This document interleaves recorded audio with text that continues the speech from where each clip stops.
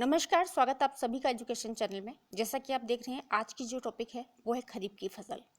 बहुत ही easy trick से हम याद करने वाले हैं कि खरीफ की कौन कौन सी फसलें हैं, ये फसलें कब बोई जाएगी, कब काटी जाती है, उसके बारे में भी हम बात करेंगे। और बहुत ही इजी ट्रिक यानी बातों ही बातों में हम इसे याद करेंगे, खरीफ की कौन कौन सी फसलें होती हैं और इन्हें कब बोई जाएगी, कब काटी जाएगी। तो आइए शुरुआत करते हैं इस टॉपिक की।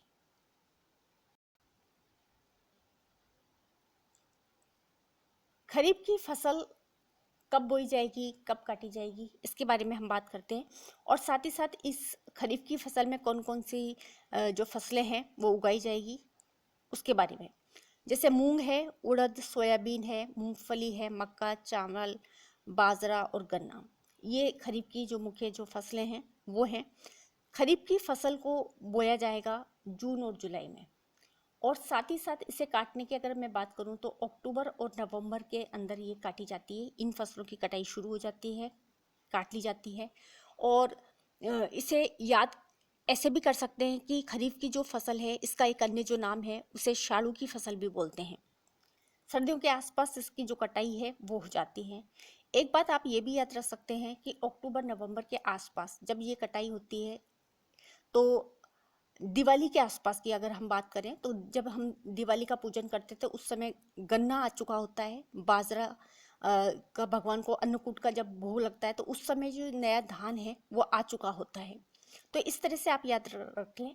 और इसकी एक छोटी सी जो ट्रिक है याद करने की ये है कि ये कब बोई जाएगी, कब काटी जाएगी। जैसे खरीफ की जो फसल है उसकी एक ट्रिक है, अगर आप नोट करें तो नोटेट कर लें कि खरी जुजुबाई, यानी हम बोलते हैं अपनी बड़ी सिस्टर को बाई बोलते हैं या जीजी बोलते हैं। तो खरी जुजू बाई को शाला लगा, यानी जून और जुलाई बाई से यानी बोई जाती है। और शाले यानी कि सर्दियां जब शुरू होने लगती है तब इस फसल की अक्टूबर नवंबर के अंदर ये कटाई हो जाती है। अब यहाँ पर हम छोटी सी एक जो ट्रिक है वो देख लेते हैं कि इन फसलों को हम कैसे याद करें कि ये जो खरीफ की जो फसल है वो आसानी से हमें याद हो जाए। तो सबसे पहले मैं एक ट्रिक पढ़ देती हूँ, उसके बाद हम देखेंगे कि इनसे कौन कौन सी जो फसलें हैं वो आती हैं। खरा बाचा, गमुड़ा, मूमू, सोया। बहुत ही सिंपल सी और छोटी सी ट्रिक है कि खरा बाचा यानी हमने खरा खरा उसको बाचा था, उसके बाद गम उड़ गया यानी हमारे सारे जो गम थे वो उड़ गए। और मुमू सोया यानी वो जा करके चैन से सो गया, सच बोल करके।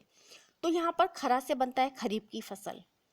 बाचा यानी बा से बन गया बाजरा, चा से बना चावल, गम यानी ग से गन्ना और म से मक्का, उड़ा से उड़द, मूमू यानी मूंग और मूंगफली, और सोया से सोयाबीन है।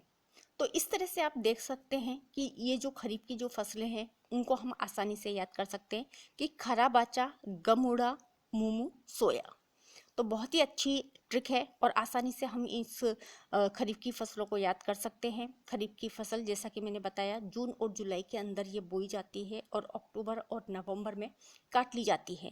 खरीफ की फसल का एक अन्य नाम है, इसे शाले की फसलें भी बोलते हैं। तो ये याद रखें, एग्जाम में, कंपटीशन के एग्जाम में अक्सर इससे संबंधित जो प्रश्न हैं वो बनते हैं, पूछ लिया जाता है कि खरीफ की फसल का एक अन्य नाम कौन सा है, ये कब बोई जाती है, कब काटी जाती है और इसके अंतर्गत कौन कौन सी जो फसलें हैं वो बोई जाती हैं।